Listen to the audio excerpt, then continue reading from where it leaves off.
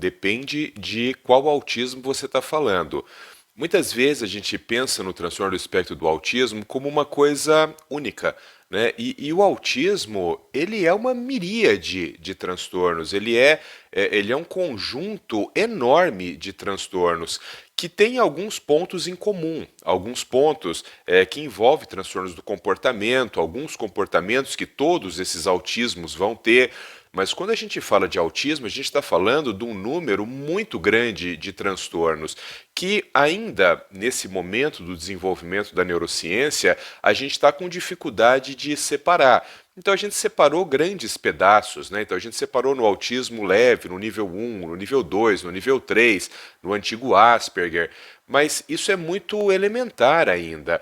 Se você vai analisar, por exemplo, do ponto de vista da evolução, existem outras subdivisões. Então você tem autismos de bom prognósticos, autismos de prognóstico reservado. Se você vai analisar do ponto de vista da genética, aí então você tem uma infinidade de possibilidades ali. Quando a gente olha os critérios diagnósticos, eles são muito minimalistas, né? Quer dizer, é muito difícil você colocar uma variedade tão grande de pessoas dentro daqueles critérios diagnósticos.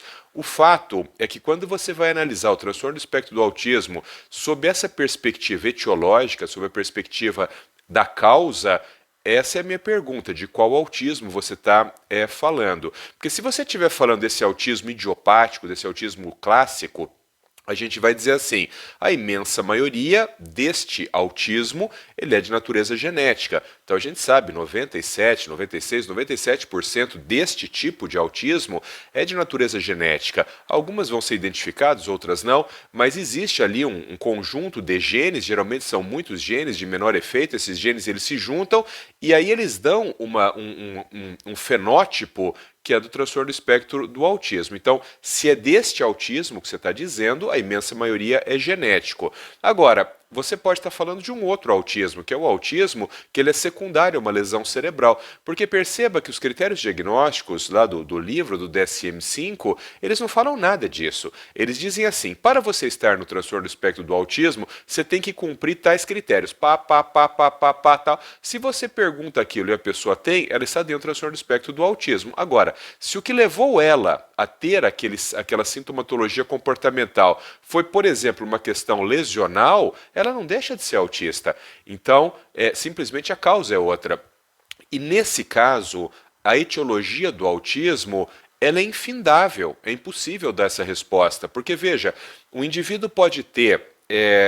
A mulher engravidou, tem um bebê ali com desenvolvimento totalmente normal, eu estou dizendo desenvolvimento embrionário daquele sistema nervoso central totalmente normal, e em determinado momento essa mulher contrai uma infecção congênita, uma toxoplasmose, sífilis, HIV, zika vírus, e esse vírus, por uma fatalidade, contamina o cérebro desse feto. A gente sabe que muitos desses vírus têm uma tendência para contaminar as porções mais novas do tecido cerebral, então esses vírus vão ali para o lobo frontal, para algumas partes do lobo temporal, provocam um processo inflamatório seguido de lesão, e quando essa criança nasce, ela nasce com comportamentos que se encaixam no transtorno do espectro do autismo. E aí, nós não vamos chamar isso de autismo? Claro que nós vamos. Ah, mas não é lesional? É lesional, mas não é genético. Então, qualquer coisa que provoque uma ofensa ao sistema nervoso central alto, ao córtex cerebral, à substância córtico-subcortical, que provoque no princípio da vida, porque um dos critérios é neurodesenvolvimento, né? Então ele é um transtorno de neurodesenvolvimento. Então, se essa lesão provocar manifestações comportamentais que estejam contempladas no transtorno do espectro do autismo no princípio da vida, independe da causa. Aí você entende então que as causas do autismo elas são infindáveis. Se a lesão ela tem uma origem genética, a gente vai chamar de autismo idiopático. Se essa lesão ela não tem uma origem genética, a gente pode chamar de autismo secundário, autismo lesional.